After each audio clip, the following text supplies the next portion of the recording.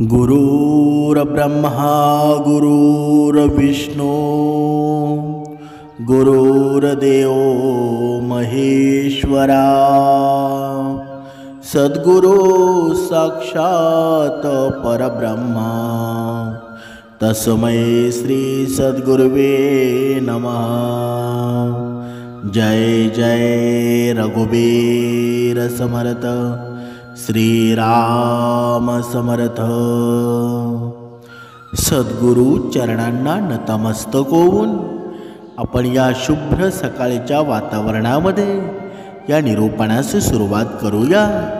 आज आपण या भागामध्ये पाहणार आहोत की तुमच्या मनातले जे प्रश्न आहेत ना त्याचं समर्थांनी ते मांडण्याचा प्रयत्न केलेला आहे। समर्थांनी सांगितलेलं आहे ना, ही सकाळची स्वप्न असतात ती खरी असतात का बरं? ही सकाळची स्वप्न आहेत ना ती खरी होतात का? सतत वाईट स्वप्न का पडतात बरं? वाईट स्वप्न खरं होतं का? आपल्याला नेहमीच पहाटेची स्वप्न पडतात, अशी स्वप्न खरी होतात का? किंवा मग आपल्याला एखाद्या गोष्टीची चिंता वाटत असेल आणि जर आपण सतत देवाकडे त्या गोष्टीसाठी धावा करत असेल तेव्हा स्वप्नात येऊन देव काहीतरी आपल्याला संकेत देत असतो। पण काही वेळा अशी स्वप्न असतात ना आपल्या लक्षातच राहत नाही। कधी कधी आपल्याला वाईट स्वप्न पडतात, मग अशी स्वप्न खरी होतात का याची भीती आपल्याला नेहमी वाटत राहते। पण या सर्व प्रश्नांची उत्तरं आहेत ना या निरूपणामध्ये तुम्हाला मिळणार आहेत। तर आता आपण पाहूया कोणती स्वप्न खरी होतात आणि कोणती स्वप्न खरी होत नाही। किंवा पहाटे जर एखादं वाईट स्वप्न पडलं असेल तर काय करावं ज्यामुळं ते खरं होणार नाही आणि आपली काळजी निघून जाईल। समर्थांनी सांगितलंच आहे ना की आपली स्वप्न असतात ना प्रत्येकाच्या जीवनाचा एक अविभाज्य घटक असतात आणि त्याकडे दुर्लक्ष करणं शक्य नसतं। स्वप्न बघा, या शास्त्रामध्ये असं सांगितलेलं आहे की कोणत्या वेळी पाहिलेली स्वप्न पूर्ण होतात आणि कोणत्या वेळी पाहिलेली स्वप्न अपूर्ण होतात। म्हणजे आपल्याला वाईट स्वप्न काय येतात अगोदर ते आपण पाहूया। वैज्ञानिक दृष्टिकोनातून आपण जर पाहायला गेलं ना, जर आपण विचार केला तर स्वप्नांना अंतर्मनामध्ये दडलेले विचार, इच्छा, भीती आणि इतर भावनांशी जोडलेलं नातं आहे। विज्ञान असं म्हणतं की स्वप्न तेच दाखवतात जे आपल्या अंतर्मनामध्ये लपलेले असतं।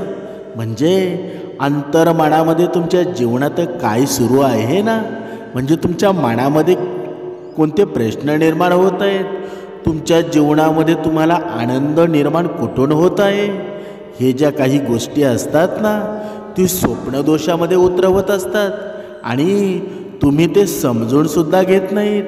ते सांगत असतं की म्हणजे न सुटलेले मुद्दे अंतर्मन दाखवत असतं।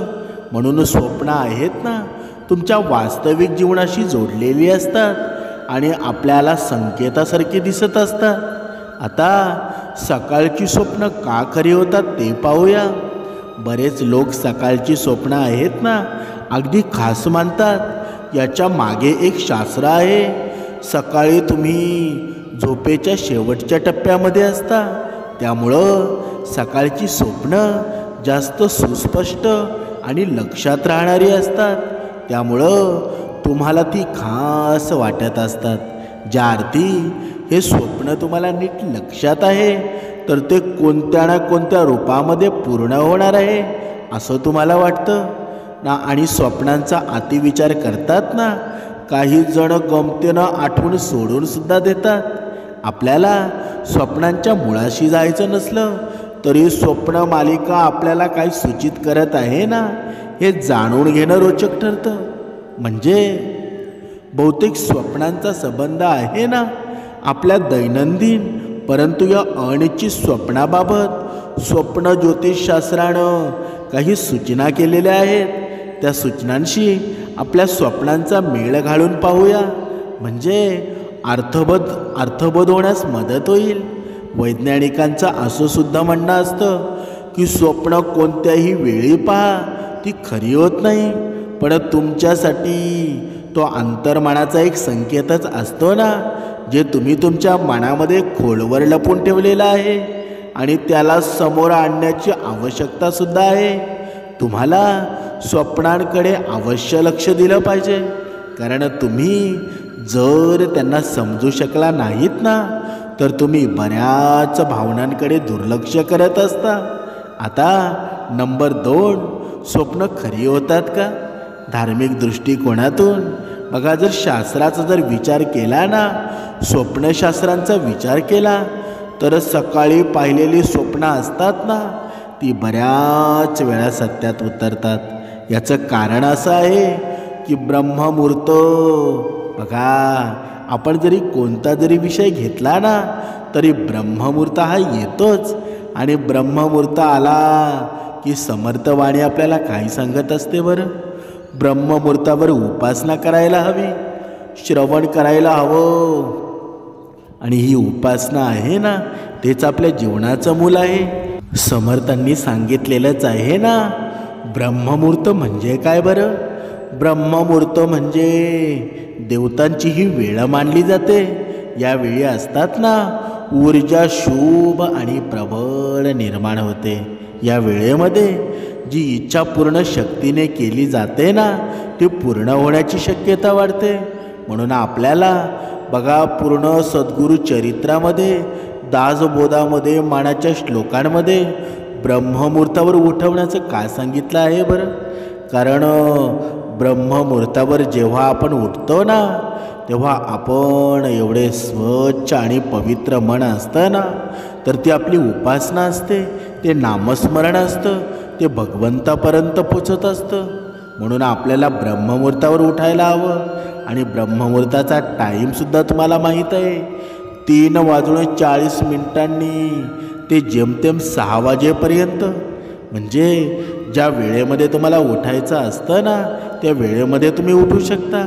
म्हणजे स्वप्नशास्त्रानुसार सकाळी 3 ते 6 या वेळेमध्ये जी स्वप्न पडतात ना, त्याची फळप्राप्ती सहसा 6 महिन्यामध्ये मिळताना दिसते. जर तुम्ही सायंकाळी झोपत असाल, तर 6 ते 10 वाजेपर्यंत जी आलेली स्वप्न असतात, ती पूर्ण होण्याची शक्यता आहे ना, ती 50% असते. आणि 12 वाजता एखादं स्वप्न पाहत असला, तर ती स्वप्न पूर्ण होण्याची शक्यता 80% असते. जर तुम्ही 9 ते 10 या वेळेमध्ये झोपत असाल आणि 10 ते 12 वाजता एखादं स्वप्न पाहिलं, तर ती पूर्ण होण्याची शक्यता नसते. कारण तुम्ही दिवसभर जो विचार करता त्याच्याशी हे स्वप्न संबंधित असतं. आणि दुपारच्या वेळी पाहिलेले जे स्वप्न आहेत ना, ती पूर्ण होण्याची अजिबात शक्यता नसते. जी स्वप्ने दिवसा झोपी गेल्यावर पडतात, त्यांची फळं मिळत नाही.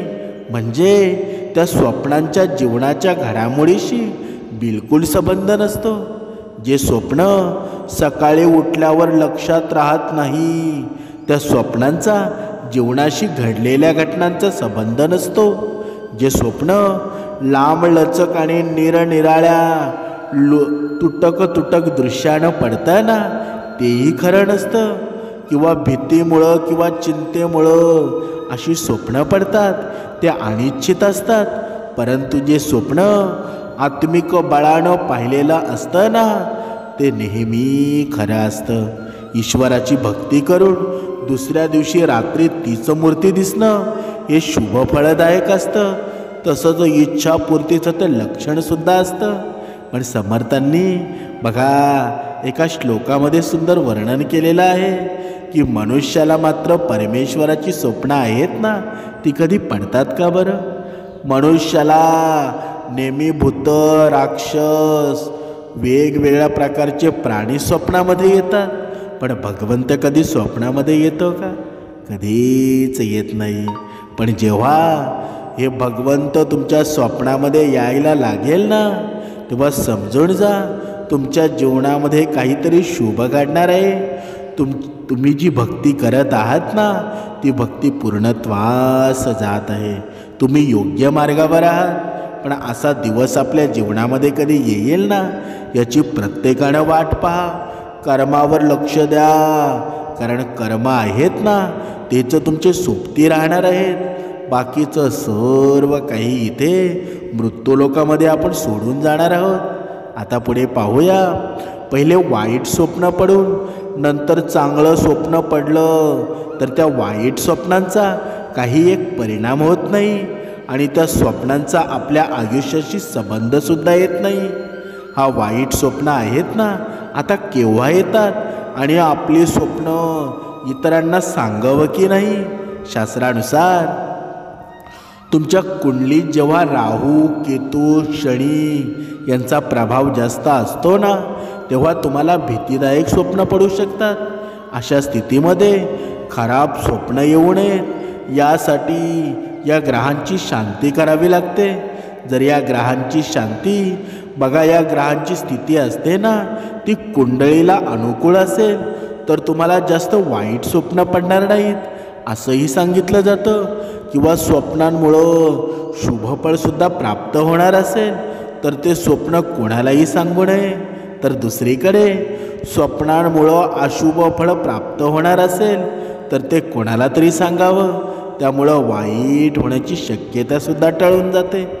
चांगलं स्वप्न असं मानलं जातं की एखाद्यानं स्वप्नात स्वतःला फळं खाताना पाहिलं तर त्याच्या अंगणामध्ये लक्ष्मीचा ढीग नक्कीच लागतो. म्हणजे काय बरं, म्हणजे स्वप्नात स्वतःला खाटेवर झोपलेलं पाहिलं तर एक चांगलं चिन्ह आहे. जो माणूस स्वप्नात विष प्राशन करून मरताना पाहतो ना, तो रोग आणि क्लेशांपासून मुक्त होतो आणि खूप आनंदसुद्धा घेतो. जो शोक करत आहे किंवा स्वप्नात स्वतःला रडताना किंवा मरताना पाहतो ना, तर त्यानं घाबरू नये. स्वप्न शुभ संकेत देतं आणि त्याला भविष्यामध्ये पूर्ण सुख प्राप्त होतं. आता चांगल्या स्वप्नानंतर काय करावं आता पाहूया. रात्री झोपताना शुभ स्वप्न पडलं तर त्यानंतर पुन्हा लगेच झोपू नका. शुभ स्वप्न पाहून झोपी गेल्यास त्याचे शुभ परिणाम व्यर्थ जातात. म्हणजे पहाटे नंतर चांगली स्वप्न पाहिल्यानंतर सकाळपर्यंत शक्य असल्यास भगवंताचा श्लोक म्हणा, जेणेकरून स्वप्न खरे होण्यास मदत होते. म्हणजे तुम्हाला जर कधी काळी जर पहाटे पहाटे स्वप्न पडलं ना तर निरंतर दत्तगुरूंची उपासना चालू करा, दत्तगुरूंचं नामस्मरण चालू करा. अवधूत चिंतन श्री गुरुदेव दत्त. दिगंबरा दिगंबरा श्रीपाद वल्लभ दिगंबरा असं नामस्मरण आहे ना, ते निरंतर करत चला. कारण त्या वेळेमध्ये आहे ना ते स्वप्न पूर्णत्वास नेण्यास भगवंत समर्थ असतो.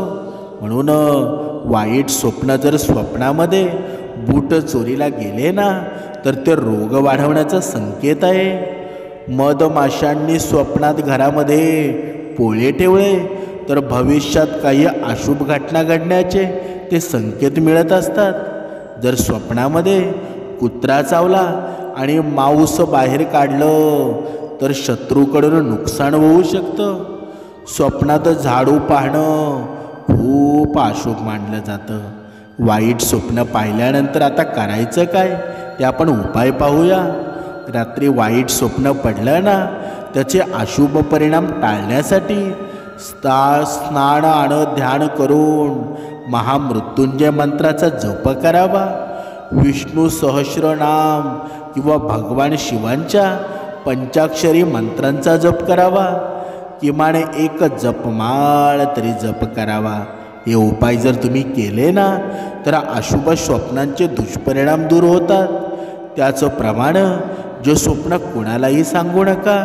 तर वाईट स्वप्न पाहिल्यावर लवकर झोपून जा, त्यामुळे स्वप्नांचा परिणाम कमी होईल.